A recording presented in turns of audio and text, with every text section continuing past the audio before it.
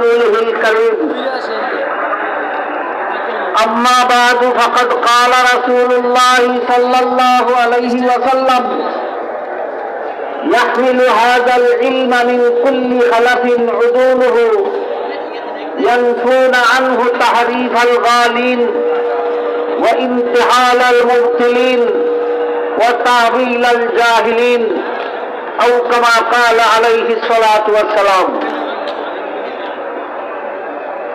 অধ্যকার মহাসম্মেলনের শ্রদ্ধেয় সভাপতি জাতির দিশারি হযরত উলামায়ে কেরাম দাওয়াত ও তাবলীগের সাথী ও সর্বস্তরের মুসলমান ভাইয়েরা,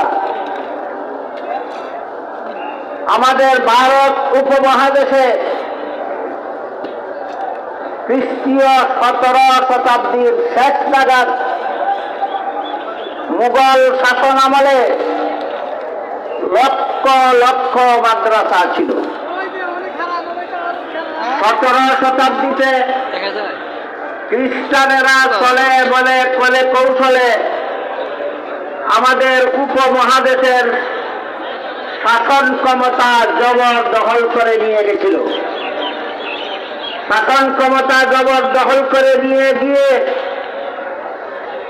অত্যন্ত কৌশলের মাধ্যমে উপমহাদেশের লক্ষ লক্ষ মাদ্রাসা বন্ধ করে দেয়।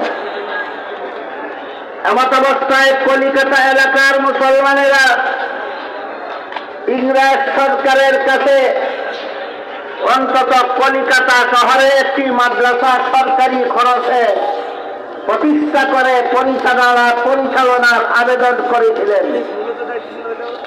এর এই প্রেক্ষিতে ইংরেজ সরকারের পক্ষ থেকে লর্ড ওয়ারেন হেস্টিংস 1781 খ্রিস্টাব্দে কলিকাতা আলিয়া মাদ্রাসা প্রতিষ্ঠা করে দিয়েছিল।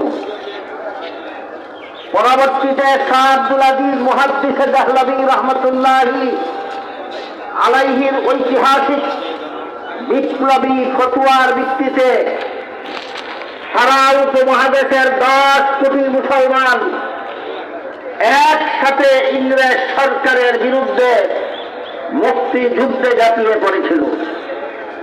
সেই যুদ্ধে কলিকাতা আলিয়া মাদ্রাসা পড়ুয়া আলেমরাও অংশগ্রহণ করার কারণে ইংরেজ সরকার বহুমুখী চক্রান্তের মাধ্যমে আলিয়া মাদ্রাসাকে 12টা